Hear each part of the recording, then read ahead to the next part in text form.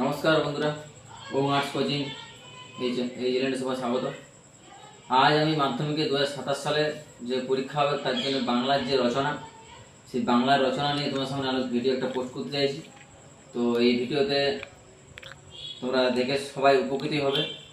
তো আমার চ্যানেলে যারা যারা নতুন তারা চ্যানেলটি অবশ্যই সাবস্ক্রাইব করো, আর যারা যারা আমার চ্যানেল সাবস্ক্রাইব করে গেছো একটা লাইক কমেন্ট করতে শেয়ার করতে ভুলো না একদম।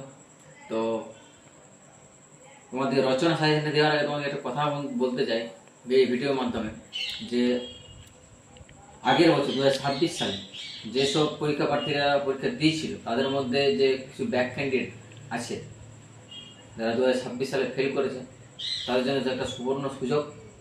আমার এই অঞ্জলি শিক্ষায়নের পক্ষ থেকে মাধ্যমিকে 2027 সালের জন্য তাদের খুব সুন্দর একটা সুখবর, কারণ তারা আমার এই কোচিংয়ে পড়ে আর্টস এবং সায়েন্স ইংলিশ বাদে সব রকম সাজেশন 1 মাস আগের থেকে দিতে হবে এবং তাদেরকে 250 থেকে 300 নাম্বার পাইয়ে পাস করে দেওয়ার তো এবং গ্যারেন্টি সহকারে নেওয়া হবে।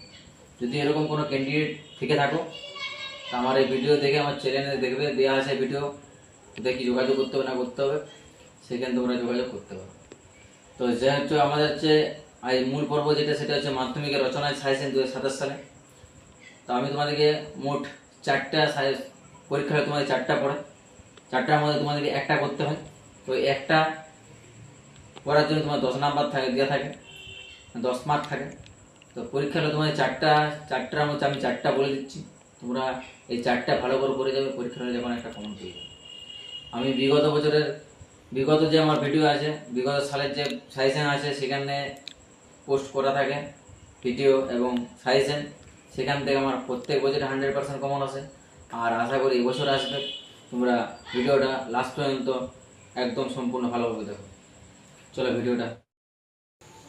তো চলো তোমাদের মাধ্যমিক যে রচনা দেখতে পাচ্ছ, মাধ্যমিক বাংলা রচনা সাজেশন 2027। তো এই যে রচনা, প্রথম রচনা হচ্ছে বিজ্ঞান বিষয়ক কেন্দ্রীয় রচনা, বিজ্ঞান আশীর্বাদ না অভিশাপ, বিজ্ঞানের ভালো মন্দ, ভারতের বিজ্ঞান, বিজ্ঞানের ভালো মন্দ, বিজ্ঞান মনস্কতা, বিজ্ঞান ও কুসংস্কার।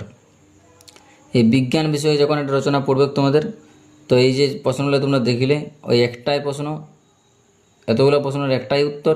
তোমরা ভালো করে বিজ্ঞান বিষয়টা করে যাও, পরীক্ষার একটা কমন পেয়ে যাবে।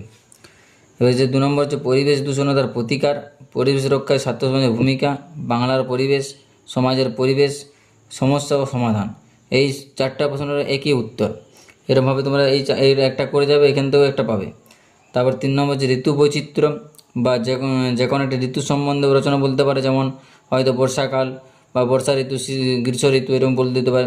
ঋতু বৈচিত্র্য এবছর মোস্ট ইম্পর্টেন্ট একটা পার্ট, এটা ভালো করে রচনা করে যাও, এখন থেকে আত্মস্থ করো ভালো করে, তাহলে পরীক্ষা থেকে কমন পেয়ে যাবে।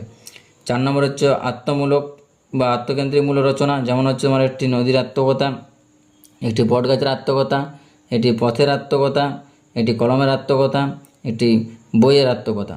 এই একটা আত্মকথা ভালো করে আত্মস্থ করো। তবে আত্মকথা কেন্দ্রিক মূলক একটা রচনা এবছর 2027 সালের জন্য ভেরি ভেরি ইম্পর্ট্যান্ট। এই যে 4টা রচনা তোমাদেরকে বললাম, এই রচনাগুলো তোমরা ভালো করে যাও। তোমাদের আমি আরেকবার বলছি, এই যে প্রশ্নগুলো তোমরা দেখছো অথবা দিয়ে যেগুলো আছে, সেই প্রশ্নগুলো হচ্ছে একটাই প্রশ্ন আর একটাই উত্তর। অনেকভাবে অনেক রকমভাবে রচনাটা পড়তে পারে, তার জন্যে এরকমভাবে লিখে দেওয়া হয়েছে। তো যদি ভিডিওটা ভালো লাগে অবশ্যই লাইক, সাবস্ক্রাইব এবং শেয়ার করতে ভুলো না। কারো যদি আরও যদি কোনো প্রশ্ন কারো মনে থাকে বা আরও কোনো যা সাজেশন বা কোনো সাবজেক্টের সাজেশন যদি দরকার লাগে, তো আমাকে কমেন্টে জানাও, আমি তোমাকে সেরকমভাবে সাজেশন করে দেবো।